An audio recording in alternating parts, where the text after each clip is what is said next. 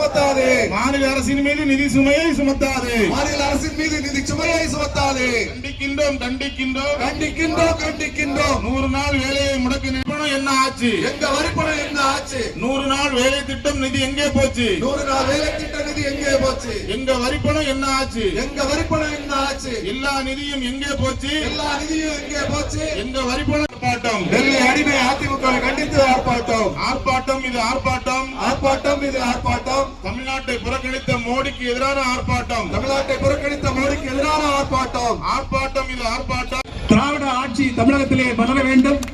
அடிமை அதிமுகவை விரட்ட வேண்டும். எடப்பாடி ஒரு நாளைக்கு ஒரு ஸ்டேட்மெண்ட் கொடுக்கிறாரு. 125 நாள் வேலை திட்டத்தை தருவேன்னு சொல்லி நாளை மறுநாள் வள்ளியூர்ல ஆர்ப்பாட்டம் வச்சிருக்காங்க. நான் அவர்கிட்ட ஒன்று சொல்றேன்.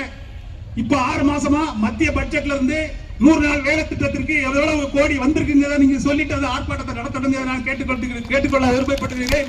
ஏனென்றால் இதற்கு முன்னாக ஒரு ஆண்டுக்கு 6 மாதமாவது நீங்கள் பெண்கள் அத்தனை பேரும் குளத்துல வேலை பார்த்தீங்க. இப்போ ஒரு பஞ்சாயத்துல 5 பேர் 10 பேர் இப்ப 2 மாசமா வேலை நடக்குது. 10 பேர் தான் நடக்குது. எனக்கு தெரியும். ஏன்னா அந்த வேலைக்கான ரூபாயை மத்திய அரசு முடக்கி வச்சிருக்கு. சம்பளம் வரல. அது யாருக்கு மக்கள் வந்து உணர வேண்டும். ஏனென்றால் இந்த அடிமை அதிமுக நாளை மறுநாள் ஒரு ஆர்ப்பாட்டம் நடத்துறது, எந்த முகத்தோடு ஆர்ப்பாட்டம் நடத்துறது என்பதை அவர்கள் புரிய வேண்டும். மக்களாகிய நீங்கள் அத்தனை பேரும் உணர வேண்டும். குறிப்பாக பெண்கள் திராவிட முன்னேற்ற கழகத்தை ஆதரிக்க வேண்டும். ஏனென்றால் பெண்களுக்கான ஒரு அரசுதான் திராவிட முன்னேற்ற கழக அரசு.